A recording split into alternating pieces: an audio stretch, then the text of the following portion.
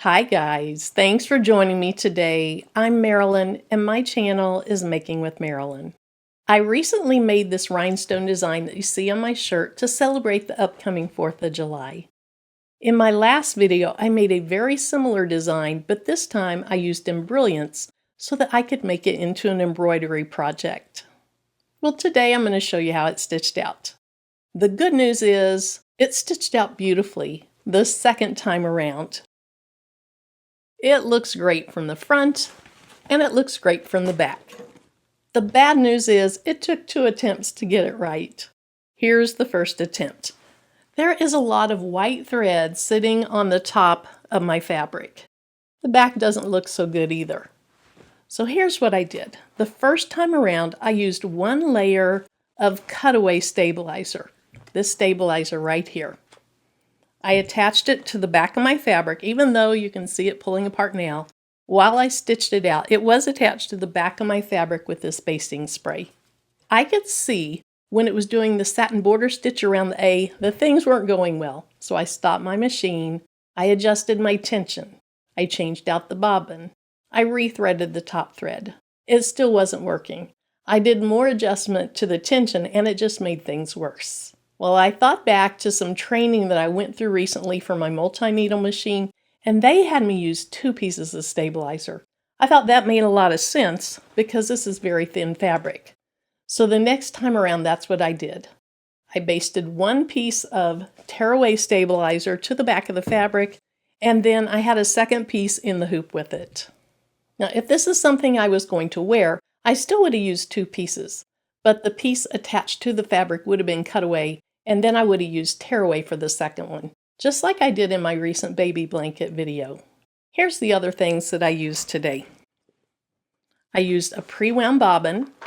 I used white and blue thread. I used a lot of different scissors, fabric scissors, 2 pairs of applique scissors, my little snips, and I also used a chopstick. That's to hold the fabric down. I stitched it out on my single needle Poolin embroidery machine. Now the beauty of that machine is it comes with a very large hoop. This was actually designed for a 6x10 hoop, or it will work in a 6x10 hoop, but the Poolin large hoop is approximately 11 inches wide by 7.9 inches tall, or that's the actual stitching area. So if you're interested to see how I brought this design into the Poolin interface, what settings I used, how I changed the thread colors in the interface, sit back, relax, and let's get started. We're going to start by looking at the screen of the embroidery machine. Now I've already brought my design in. The way I did that was I took it from my computer and I added it to this USB drive. Then I just selected the USB drive. Here's the pattern. I selected it. And now we're ready to move on to config or configuration. So you click right here. Notice that the pattern is going the wrong way. It's too wide the way the hoop is. First of all, let's make sure we have the correct hoop selected. We have the 200 by 280.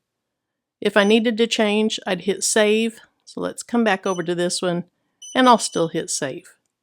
Now let's go ahead and rotate it. So I'll click right there.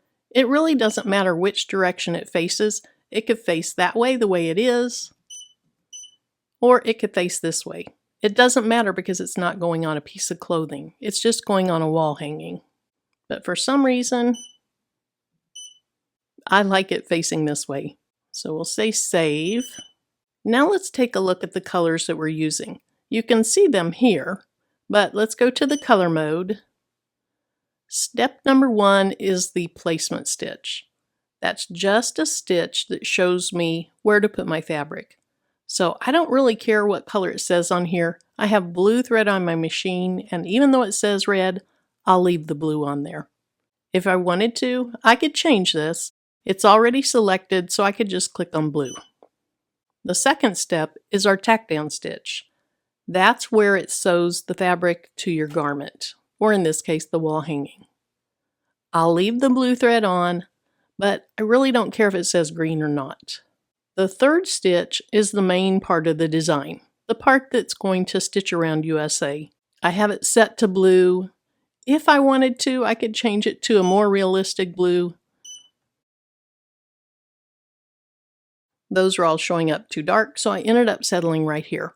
But again, it really doesn't matter what color you select on here. It matters what color of thread is on your machine. For me, these just kind of clue me into where we are and what color I should have on the machine. When I made this design, first of all, I had the two stars the same color. I decided to change colors so that if somebody that got this design wanted to do one in white, one in red, or one in blue, one in white, they would have a color stop and they could change the thread. For me today, I'm going to stitch both of those in white. So I'm going to select this one and select white. Then we'll select the other star and I'll change that white. Now I'm ready to save. There's also some valuable information up here about size, how many steps there are, how many stitches there are, and as it stitches out, what percentage of the job is completed. Now that we have our design set up and we have the colors we want, let's go ahead and click right here to EMB. That puts it in the embroidery status. I love all these modern icons. To me, it's just so user-friendly. And I'm ready to say ready, so I'm going to click right here. Now it's time to get the hoop on and start this project stitching out. In my unboxing video of this machine, I showed how to thread it, how to put the bobbin in. So if you are thinking about this machine and you want to check those out, or maybe you already bought the machine and you're just not finding videos that show you very well how to thread it, I did try to get some really close-up shots, so check it out if you're interested. So let's go ahead and start the first stitch. Remember, this is just the placement stitch. So let's go ahead and hit start. You can't see the screen, but it says, please put down the presser foot. So now let's go ahead and hit start again.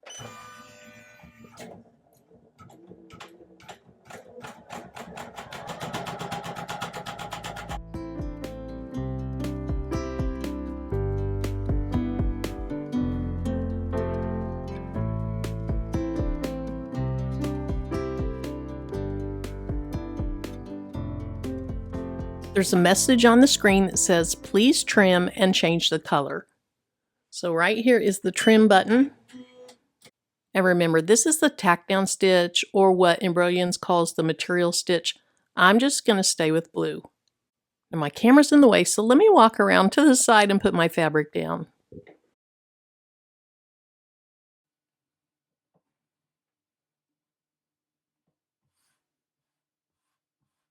If your fabric's a little slippery or anything like that, you could add some tape to this. I think we're fine without. I'm ready for this next step, so let's push start again.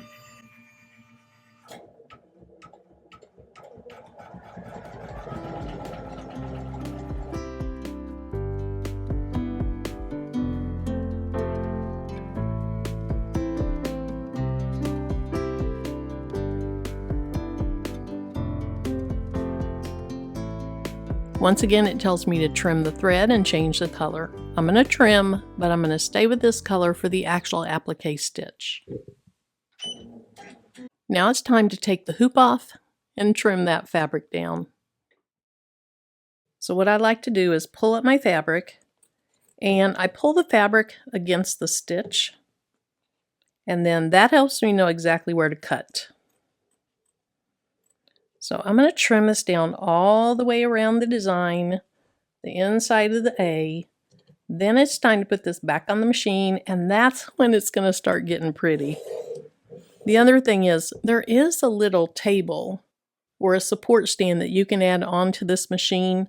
With this larger hoop, I think that's a good idea.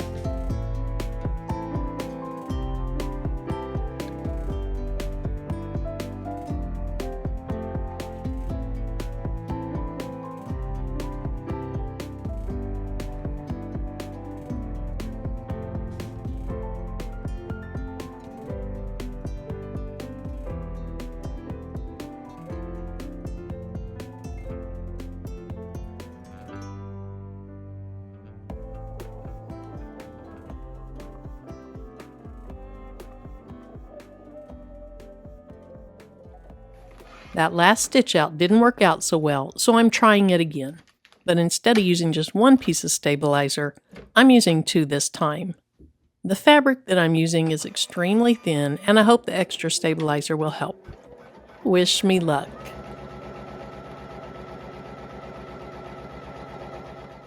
After stitching out the first step, which was the placement stitch, it's time to lay down the applique fabric and do the tack down stitch.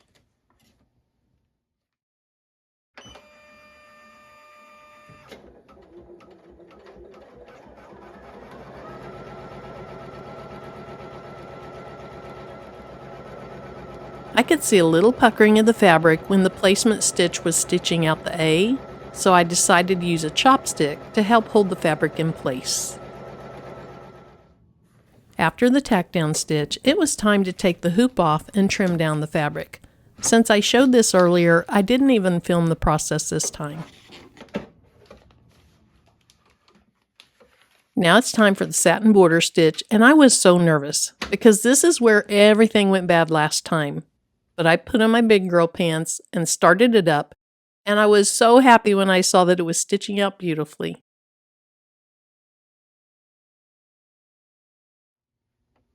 It was time for the final step after changing out my thread from blue to white, and that was to add the 2 stars.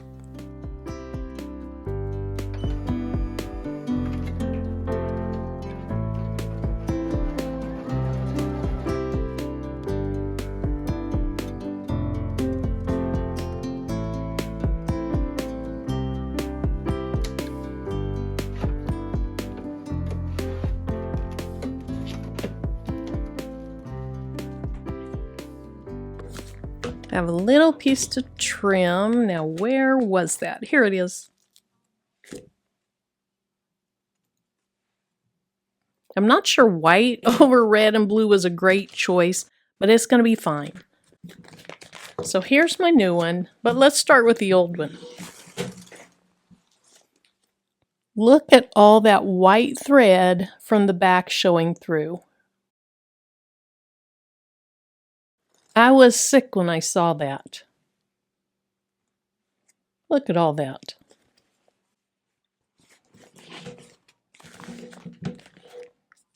Now look at this one. That looks so good. The only thing that I did, instead of using 1 layer of cutaway stabilizer, I used 2 layers of tearaway stabilizer. That's the only difference. The same tension, the same fabric, the same thread. I just changed my stabilizer. So if you have an embroidery machine and it seems like nothing's going right with it, check your tension, try a different stabilizer. Just don't give up. Keep trying until you figure it out. Now, the one thing I do see is when my machine was doing the placement stitch, or I'm sorry, the tack down stitch, it kind of bunched up the fabric right there. So then after that, I started using a chopstick and I started holding down my fabric better. I could have taped it as well, but I think it looks great. I am going to proudly put this on my wall.